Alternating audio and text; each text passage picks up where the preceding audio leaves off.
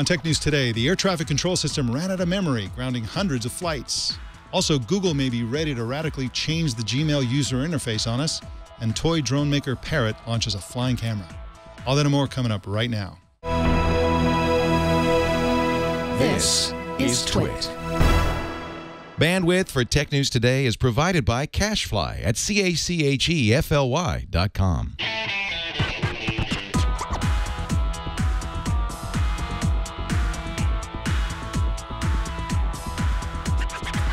This is Tech News Today for Monday, May 12th, 2014. This episode is brought to you by ShareFile. Enhance your workflow. Send files of almost any size easily and securely with ShareFile by Citrix. Try ShareFile today. For a 30-day free trial, go to sharefile.com, click the microphone, and enter TNT.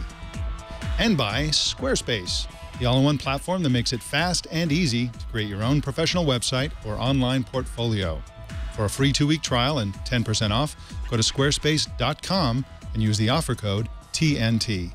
Welcome to Tech News Today. I'm Mike Elgin. And I'm Jason Howell. Tech News Today explores the big stories of the day with some of the world's best journalists.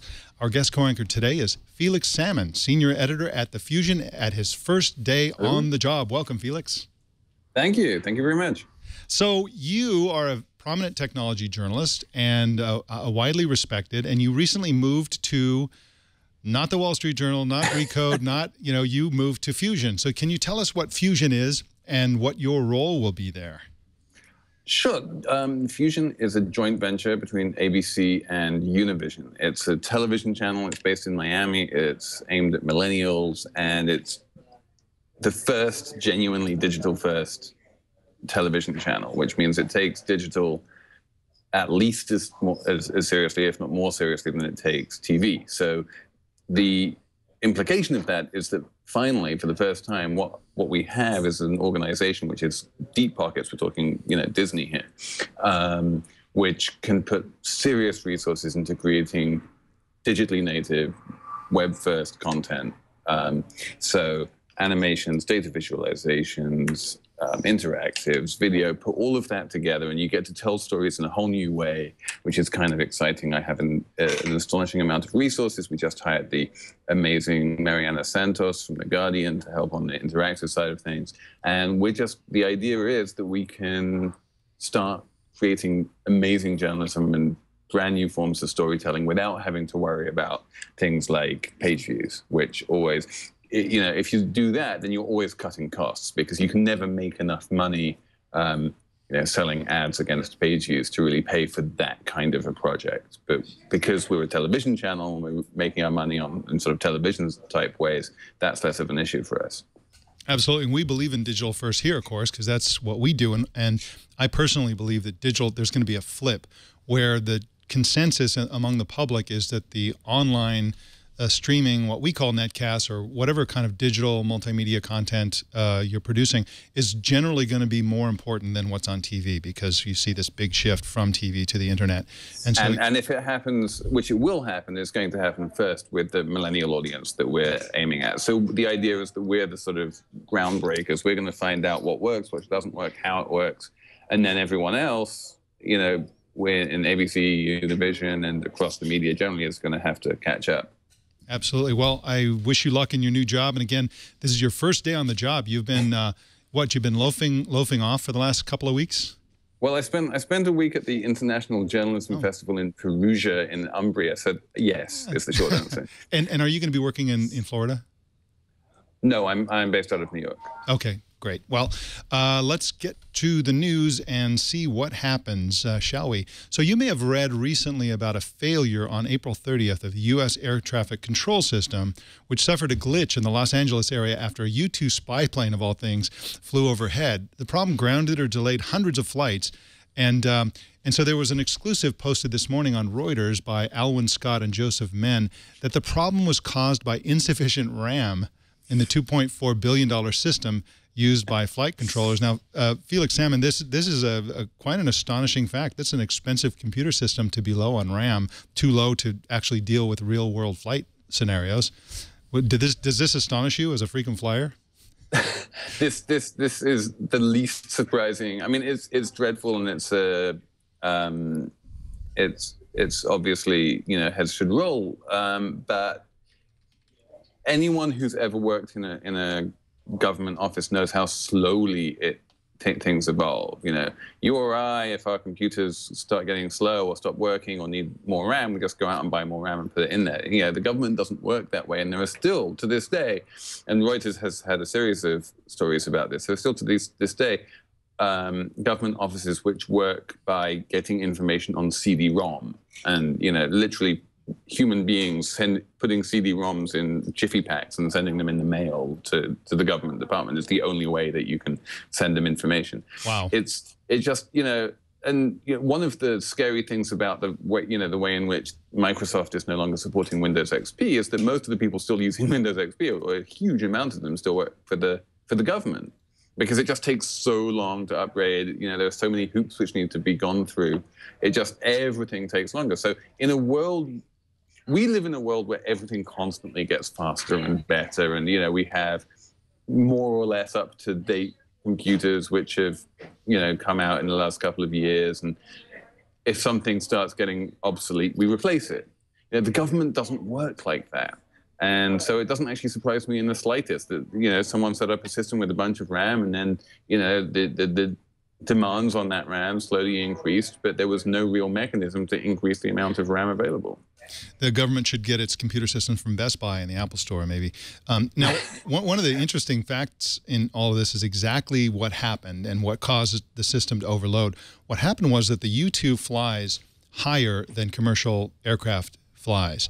And so the system couldn't locate it. The information about that level of altitude is not really possible within the air traffic control system. And therefore, the flight, which it detected, did not have an altitude. And therefore, the system tried to, what they call, deconflict that aircraft with flights at all levels in a wide-ranging area.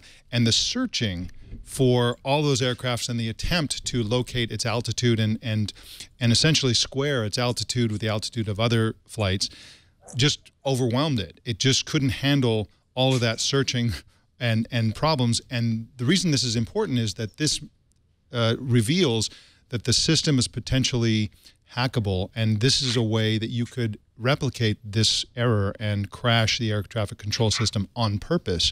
And that's an alarming but unlikely scenario, but alarming one nonetheless. All you have to do is if you can find a way to remove the altitude information from any flight, you can replicate this flaw. And that's kind of a scary thing. Well, it's also, I mean, the bigger lesson here is that complex systems fail in unpredictable and catastrophic ways. And the air traffic control system across the United States and around the world is an incredibly complex system, as is, for instance, the stock market. And these things work most of the time perfectly well. And then every so often something is going to go wrong.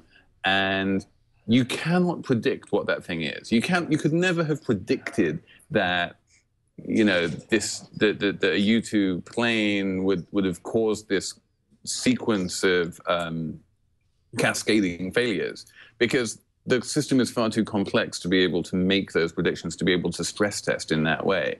So whenever you have a complex system, and this is in a war situation, in civil aeronautics, in the stock market, or in any situation at all, you know that it will fail at some point. You just don't know when, and you don't know how. Oh, that's a great point. And they got around the failure by sending around Post-it notes and making telephone calls to communicate among air traffic controllers. It must have been a stressful day in the tower, I can imagine. Well, in just a sec, we're going to give you some update information on Gmail. Things could be changing very radically. But first, I want to tell you about ShareFile by Citrix. The worst thing you could possibly do if you're sharing files is to put your files in attachment on email and just send it out over the open internet. We cover security story after security story where we realize that hack attacks are easy to effect with email, and you find out about them after it's over. You never find out about it in advance and allow yourself to protect yourself. So you have to protect yourself by default, and the way that you do that is you use ShareFile. ShareFile is the modern and smart way to share files with other people. The way it works is that you upload your file to a secure cloud service, and then you send a secure link. That has a number of benefits. First of all, you can send massive files that could never actually go as attachments over the internet, especially into big corporations that have filters that block files of certain sizes from coming into the organization. The other benefit, the one that you can get on ShareFile, is that it will tell you when your file is downloaded and opened. You can determine how many times it can be opened. For example, you can say the person can download this once, and once they've downloaded it, they can no longer download it. You can determine exactly who downloads it and then be informed when they have actually downloaded your file. This is actually a time-saving feature, because if you send somebody a file and the next day say, did you get it? Can we talk about this yet? And if they haven't, then you've wasted your time. This way, you can wait until it informs you that they've gotten the file. Then you can call them right away and say, I see that you've downloaded the file. Let's talk about it. Fantastic. Some people use it only for security purposes, for very sensitive files. Other people use it for gigantic files, to send big files. I use it for all attachments because that's just the smart way to send attachments, and it's a great habit. It's a really easy to use service, and I recommend it to absolutely everyone listening today. So sign up today for our 30-day free trial. There's no obligation at all. Go to sharefile.com, click the microphone at the top of the homepage, and enter TNT. And remember, visit sharefile.com and enter TNT. Well, Google is testing a total redesign of Gmail. Russell Hawley, who writes for the blog Geek.com, got an exclusive access to the trial design. And in the apparently leaked images, tabs are gone, static menus are gone, and Hangouts is fully integrated. Russell Hawley is with us here today to tell us more. Welcome, Russell. Hey, thanks. So if this redesign is going to be implemented, what major changes can we expect to see in the future version of Gmail? The biggest thing was the user interface. It was really, it felt a lot like it was built for taking up your entire monitor. So like if you're using a smaller laptop or a desktop, it really felt like it was designed to be stretched out entirely so that you could adjust the menu on the side, the kind of hamburger menu, and have Hangouts open. It was really different from what we're using today, because a lot of people use Gmail today kind of in a smaller window or maybe collapsed over to the side. This really felt like it was meant to be kind of like a dock that you did as many Google things from as possible, which has been, kind of Google's position for a while now, is to try and have a single platform for you to use a bunch of stuff on. May I ask where you got the information? Is this pretty solid information, or do you think there's a good chance that this could never see the light of day? This was something that I was fortunate enough to use myself, both this and the mobile version of it that was that I tested on an Android device. This was it was an interesting series of changes, and the best that I was able to get as far as when these were going to be able to come to launch was that this was a series of individual features that were being kind of tested in a group. Remember Google Labs, when they used to have this stuff running for a year and you could use them all year? Everybody could, and eventually they may or may not put it in the full version. I kind of miss that scenario. Nowadays they're more normal, I guess, where they sort of beta test it secretly and then roll it out to everyone. One of the big changes here is, of course, is that what they've done with tabbed interfaces, which is essentially they've gotten rid of it and replaced it with something that does the same thing in a different way. So tabbed interfaces, when they rolled out, has separate tabs for promotions and social, and I believe you can customize it. I don't use it myself. I don't like the tabbed interface, but now they're organizing and sort of clustering in that same sort of format, but all in one inbox. Is that right? Yeah, so the whole idea is to have all of the different menu settings on the left-hand side. So your inbox, the individual folders that you would, kind of live in and out of depending on how you use your email, it's all off to the left-hand side. And then the pin system that they've implemented kind of replaces stars in such a way that you can have specific kinds of email float to the top if they've been pinned, or have your email in the order that it arrived. Now, is this going to be something which, if it happens, is going to be imposed on everyone? Like, if everyone with the Gmail address gets this, whether they like it or not? Is it something which is going to be rolled out slowly, like these tabs, which I still haven't even been given the option? I mean, whether or not I want the tabs, I still don't have them yet. I don't quite understand the way that Google introduces these things. Is that changing? I don't know for sure. I know that with Gmail, they have, for the last couple of big changes that they've done, had great big revert back buttons in different places, and so I would imagine that would continue, because email is one of those things where so many people use that if you go and mess with the format, then it's easy to cause kind of a panic. So I would imagine that this is the kind of thing that we would see less of a dramatic force as far as change goes. Now, Russell Hawley, we have a question from our question engine. And again, Jason, if you can throw the question engine URL on the screen so that those watching the video live can go in and ask their own question. But Rodeo90 asks, how well does this Gmail desktop redesign align with the leaked Android redesign? Well, it's exactly the same.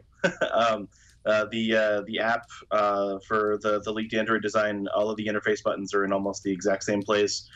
There were a couple of people who originally speculated that the web design that the Android app was really just a web app for Gmail, but they're definitely very, very similar, which was refreshing, because Google's occasionally all over the place when it comes to user interfaces.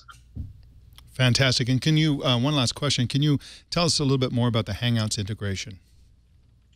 From what I saw, this was, it was just a docked version of the web Hangouts extension. It was very similar to what we have in Google Plus right now, but with just a slightly different user interface. The rest of it felt really similar. All right. Well, I want to thank you for coming on and also tell you that I'm jealous of your Google Glass outfit. I have the old unbusted ones where you don't have the built-in glasses, and those are really great. And I want one, but I just can't talk my wife into letting me spend the money on it. But thank you for coming on Tech News Today. No problem. Thanks for having me. All right. You can find Russell Hawley at geek.com, of course, and on Twitter at Russell Hawley. Well, the French toy maker Parrot unveiled a new product today called the Parrot Bebop drone. It's basically a flying camera, but it includes new features like GPS for flying programmed waypoints and a bunch of other really great features. With us to tell us about all this is Carissa Bell, who's a reporter for Mashable. Welcome, Carissa. Hey. So some of the Parrot Bebop drone features sound really amazing. Can you tell us more about what this thing can do? Sure. So with the Bebop, Parrot's really focusing on improving the video quality, and it has full HD video. It's about the same image quality as a GoPro, and they've also added a bunch of sensors that really focus on making the image quality very stable, so that when you are flying and you can see the video streamed onto your iPhone or iPad or tablet, that you really have a good quality, stable video. And it has built-in GPS, so that when you take your hands off the controls, it'll actually hover in place. It's fantastic. And it also supports, besides tablets and phones, virtual reality headsets. Is that right? Yes, that's right. You can use it with a headset like an Oculus Rift, which they were actually demoing, and I got to try it out with the Rift. Now, it does panning in software, I understand, and it has this kind of radical fisheye lens. Is that going to result, do you think, in a high-quality image? And also, can you tell us exactly how that panning feature works? So the panning works, it uses the fisheye lens, and it's pretty interesting because when it uses the lens, it doesn't actually use the entire image at once. And so it actually uses the sensors that are built into it, so that you can actually see different parts that it's picking up on at once, which again helps with improving the stability of it. So in other words, instead of moving the camera and pointing the lens across a sort of the horizon, it simply looks within its own lens across the horizon as the camera is pointed in a relatively fixed direction. Is that right? Yeah, that's right. And if you're using it with the Oculus Rift headset, then you can actually control the camera through that headset, so that as you move your head, then you can actually see, you get like a first-person view of what the camera is seeing. Now, I've read that I read in your piece that it has something called the Sky Controller, and that enables you to fly the drone from a pretty amazing distance. How does that work? So the Sky Controller adds 4 extra Wi-Fi antennas, which improves the radius to up to 2 kilometers, so that you can fly as long as it's within the Wi-Fi range. You can fly within 2 kilometers. Unfortunately, the downside is the battery life, because you only get 12 minutes of flight time with it. And that is a bummer. Can you swap out the batteries? Can you buy like 10 of them and then just throw them in there? Yeah, you can. Okay. And how much does this drone cost, and when does it ship? So they actually haven't said how much it will cost. Their CEO said that it will be somewhere between $300 that their last AR drone sold for, and less than $1,000 of the DJI Phantom, which is a competing drone that also has Oculus compatibility. So it'll be somewhere between $300 and $1,000, and he said it will ship fourth quarter of 2014. Do you believe him? Do I believe him? I never believe promises about when things are going to ship. I mean, it's hard to say because, you know, their last drone they unveiled was the Parrot Mini, and that was at CES in January. And we still haven't seen that one hit the shelves yet, although they are now saying fourth quarter of 2014 for that one also. Well, it sounds great as far as I'm concerned. This is a shut up and take my money type of scenario. I just want one so bad.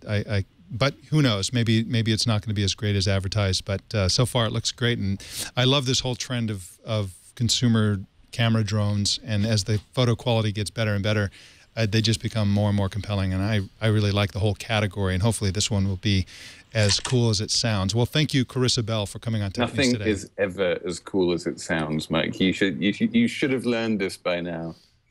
Well, all it has to be is cooler than the drone that I have right now, which is that I don't have one, and I want one really badly. So, and I'm always jealous of people like my son, for example, who has a camera drone, and I just think it's a great category.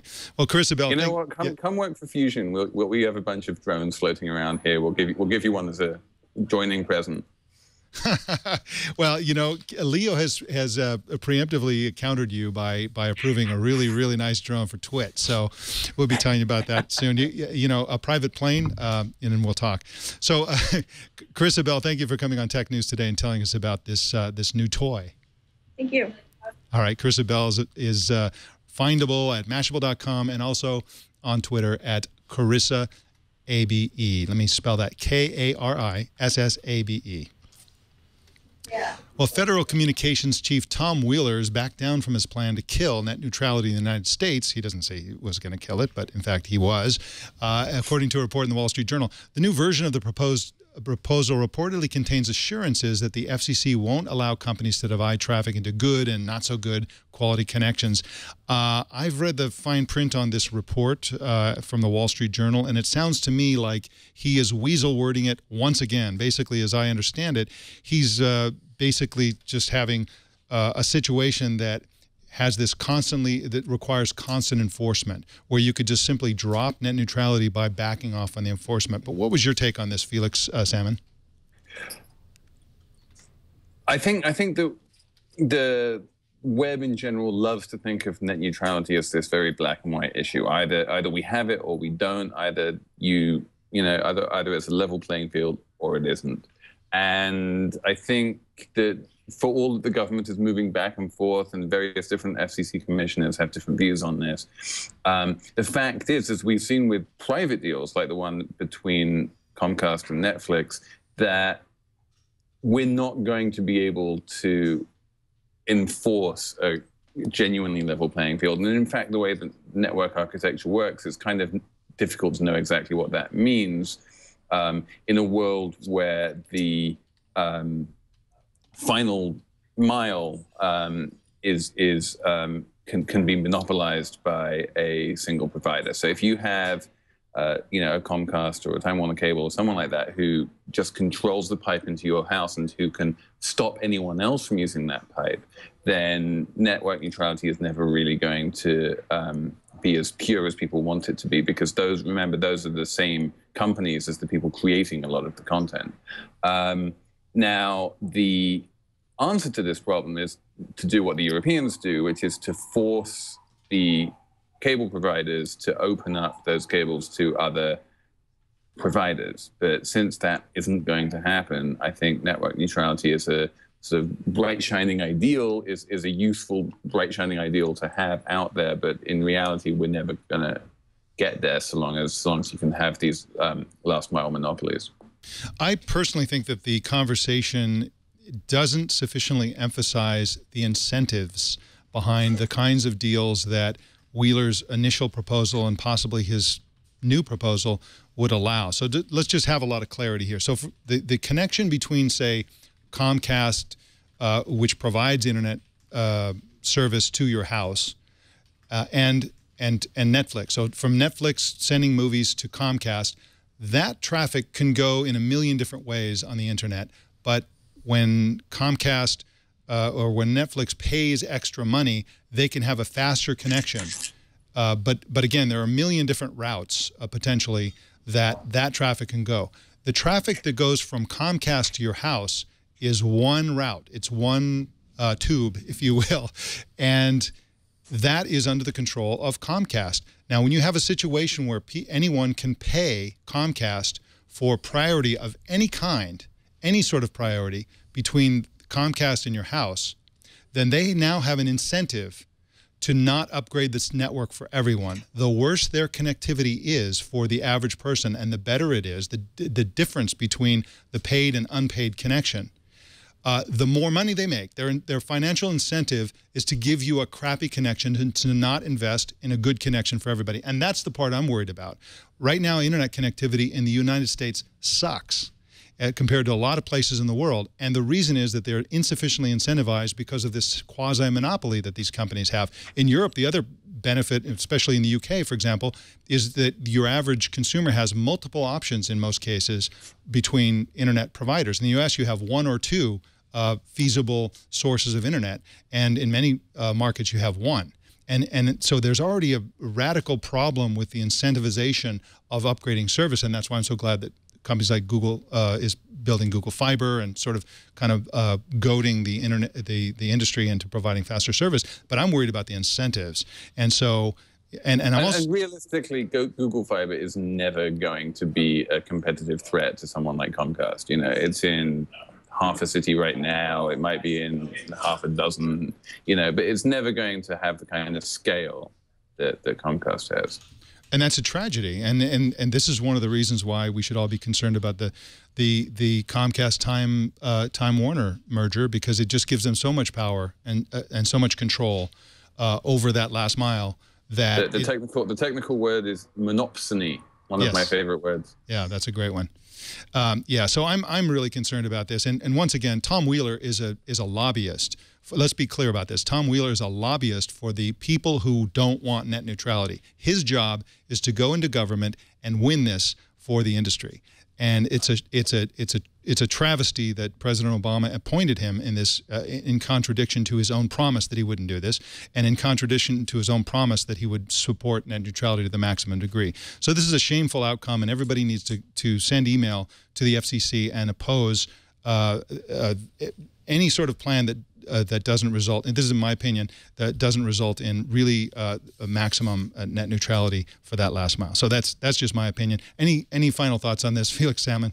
Well, I mean, so, you know, which is all well and good to be absolutist about this, but what exactly do you mean by maximum net neutrality? Do you mean that you're going to force the government to force the cable companies to open up that last mile to a whole bunch of competitors? Because unless and until that happens, we're never actually going to have a neutral net. What I mean is that that internet service providers need to be declared as public utilities in the United States, and it should be illegal to receive money of any kind for any kind of preferential treatment for the last mile. That's what I mean. So, and I think that would be a good thing. The better markets out there have this kind of net neutrality, especially in Europe. There are lots of countries that don't.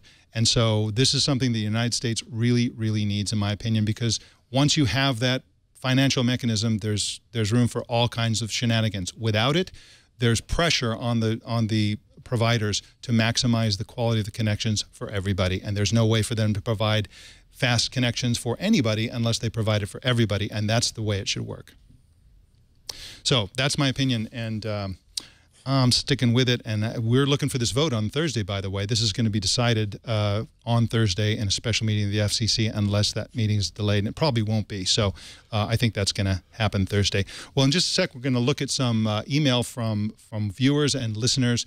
But first, I want to tell you about the world's greatest place to build a website. It's Squarespace, of course. Squarespace makes it fast and easy to create a website for any purpose, for a business, for your personal website, for a blog, for anything you want to do. They have 25 beautiful templates for you to start with, and they've recently added a logo creator tool. So in addition to having beautiful design for your website, not just, you know, pretty appearance, but also great functionality, they also have a logo creator tool so your logo on your website looks great. And of course, you can use that logo anywhere, including your business cards or whatever. So Squarespace is really, really easy to use. After you've selected the templates, you can go in and customize and tweak and add pages and remove pages and build links and add content and build functionality. And it's really, really easy to use. But if you need help, it's 24 hours a day, 7 days a week, support by email or live chat. And of course, there are e-commerce options for all subscription plan levels. So start a free 2-week trial, no credit card required, and start building your website. When you decide to sign up for Squarespace, make sure you use the offer code TNT to get 10% off and to show your support for Tech News Today. And we thank Squarespace for their support of Tech News Today. And remember that a better web awaits, and it starts with your new Squarespace website. Well, we got a flood of email on our story Friday about the California State Senate's approval of a required kill switch on all smartphones sold in the state. Brian from Toronto, Canada wrote that kill switches deter only phone thefts when the phone is stolen to be used as a phone, just simply sold as a phone, rather than for spare parts. He points out that iRepair, which is a company that does phone repairs in Toronto, Canada, charges for an iPhone 5S $200 for a screen replacement or a rear housing, $120 for the speaker or charging port, power button, home button, and $60 for the battery. And that's a lot of money. So his point is that even if you have a kill switch, it's not going to end smartphone thieves because people would just steal them for the parts. And that's a really interesting point. We also got a ton of feedback on our coverage of the whole net neutrality fiasco. Writing from England, a TNT fan named Andrew writes, quote, "Don't I pay my ISP to get the whole internet for me? I don't pay them to choose what I should see. I pay to be able to choose." And that's a really interesting point that I agree with. And of course, Felix Salmon, do you know what the net neutrality situation is in the UK? Is this how is that governed? As you say, like the problems with net neutrality that we see in the US are entirely a function of these local monopolies that the cable companies have. Where you don't have a local monopoly, you don't have these problems. And so in the UK, not only do you have a very broad range of providers, all of whom are offering double, triple, quadruple plays, but you also have each of those operators offering a range of speeds and bandwidths, going up very high at what by US standards are incredibly cheap rates. So for $20 a month, you can get sort of a gigabit connection if you want. There's some impressive competition going on. You can really, you have a bunch of different providers all competing with each other to provide internet service to individuals. And here in the US, that just isn't the case.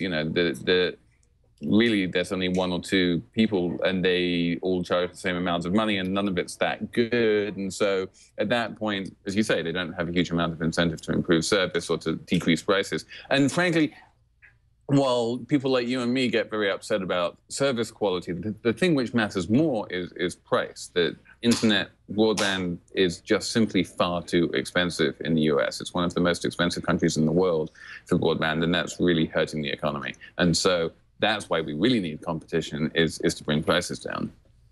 That is a great point, and I appreciate that. And I've heard similar things elsewhere about the market in the UK. So the United States needs to look into this capitalism thing. It's a great idea to have competition in markets. Right, you don't need capitalism, by the way. In South Korea, you can just mandate that every single person has to have broadband, and then that works too. Yeah, the trouble is that in the United States, so much of this is for the benefit of the industry rather than the users. We should hire a lobbyist, the American public. What do you think? So we also got feedback from about the new ability to process and buy things on Amazon without leaving Twitter. Kevin in Auburn, Washington writes, quote, "It would seem to me that this is going to benefit Amazon even if nobody actually uses the Amazon cart feature." And again, you buy things by using the hashtag Amazon cart. People are going to link their accounts just in case they ever want to use it, he says. And suddenly Amazon has an extremely powerful way to build and refine their profile of you even more by processing your tweets. Now, I don't know if that's true. I don't know that they can actually reach in and process the information in your tweets. Somebody in the chat room can correct me if I'm wrong about that. I mean, it's public information, isn't it? I guess it is, and I guess once they know who you are, they can just harvest it as long as you have your account open. I hadn't considered this dimension, and it's a really interesting point. So, yeah. So certainly Amazon, would find out a hell of a lot more about me by reading my tweets than it would by looking at my activity on Amazon. Yeah, it's a really interesting point, and of course that's what you do. As Kevin writes, even if you don't use the service, you're saying, "Hey, look at me, I'm an Amazon user, and this is who I am. This is my identity as you know it on the Amazon site." So that is really an interesting point, Kevin, and I appreciate it. I think that where we're moving here is a world where the big internet companies like Google and Amazon and even LinkedIn are becoming incredibly good at sort of following you around the internet and finding out a huge amount of information about you, about their users, without their users actually needing to volunteer any particular information, just by being able to put buttons on a bunch of websites and follow people around. The more you know about your users, the more value you can give your users, and the more money you can make. So I think this is all about just increasing the amount of data that Amazon has about its users. Yeah, very fascinating dimension to that story. Well, in a follow-up from a story we did last week, we told you Friday about reports that Apple wants to buy headphone maker Beats Electronics. In an exclusive on Bloomberg, Adam Satariano, begins to unravel the mystery of exactly why Apple was interested in a company that makes mediocre and overpriced headphones plus a relatively unpopular music service. It turns out that music producer and Beats co-founder Jimmy Iovine was friends with late Apple co-founder Steve Jobs, and the Apple and Beats relationship goes way back to the beginning. Iovine was an early fan of iTunes, apparently, when the rest of the music industry was violently opposed to it, and that sort of endeared him to Steve Jobs. But what attracted Apple was the rate at which Beats is able to convert freeloading cheapskates into paid advertisers, according to this story. And this is fascinating to me, Felix Salmon, because I don't really understand what secret sauce they have for converting people into paid subscribers. Is it some technology they have? I mean, what is it that why couldn't Apple just copy whatever it is that they're doing to convert people into paid subscribers? What do you think about this? I think that Beats has an amazing ability to extract money from consumers, and so does Apple, to be honest. So in that sense, they're quite similar. When you buy a pair of Beats headphones or when you buy an iPad, the margins on those things are absolutely stratospheric, and we don't mind because we like our Beats headphones and we like our iPads. And so what they've managed to do is create brands which give them the ability to sort of rise above the competition. The thing which is most striking about Beats is their share of the headphone market. It's somewhere in the region of 70%, which is insane given how much these things cost. And so when you see a company which has that much market share at those kind of margins, in the music business, which is a business that Apple is deeply invested in, and this is key, I think, in the wearables business, which is something which Apple is also very interested in, then it kind of starts making sense. Well, in other news, Switzerland's prestigious and hard-to-pronounce École Polytechnique Fédérale de Lausanne, I'm sure that I pronounced that wrong. That is not how you say it, has developed a robot arm that can catch just about anything you throw at it. Check this out if you're watching the video. The system uses vision, and what it does is it uses algorithms to very rapidly predict where thrown objects will go. And one of the interesting things about this to me is that they don't program this capability. They demonstrate it for the robot by actually physically moving the robot arm as one robot geek is throwing things at it. They say, okay, move your arm over here, move your arm over there. And then after doing that a few times, the robot learns it and says, oh, okay, so if I'm going to catch things, various objects, this is how I have to move. And it's really amazing to see it. It's really, I think it's going to put a lot of Major League Baseball catchers out of work. Felix Salmon, do you want one of these? I would love to have something like this in the office and just throw things at it all day. It's a great little party trick, isn't it? And I love the idea of neural nets and teaching computers to learn things, not by telling them to follow rules, but just by letting them work out what the rules are. It's something which people have been talking about being able to do for many, many years now, but this kind of pattern recognition stuff. But in practice, it turns out to be a lot harder than you might think. And so the fact that they've been able to do just this, this is the kind of thing which, frankly, I would have expected to exist 10 years ago. There's nothing in theory which is hard about just throwing things and teaching it and getting it to learn in this kind of AI way. But it turns out that AI is a really tough nut to crack. And so in a way, the thing which surprises me is that it has taken this long just to get to an arm which can catch something. Yeah, I agree. And you can see some sort of weird future in which, I don't know, riot policemen will have these robots with arms that, whenever people throw rocks at them or something, they just catch them. There are lots of applications for this. They're already talking about safety applications, but I have the feeling that the real applications for this haven't really been thought of yet. But, once this cat is out of the bag and robots can do this kind of real-time, learning and that sort of thing, well, it's the beginning of Skynet and the end of the human race. Not to bring the show down on a bummer. Felix Salmon, that's the Tech News Today. I want to thank you for coming on the show today, and congratulations with your new job. It's a bold move, and we'll be watching how you do over there. It's an exciting time for technology journalism and journalism in general. It is. I'm excited, and with any luck, my robot overlords won't fire me in the next 3 years. Well, I hope not. Yeah, imagine how fast these robots could type.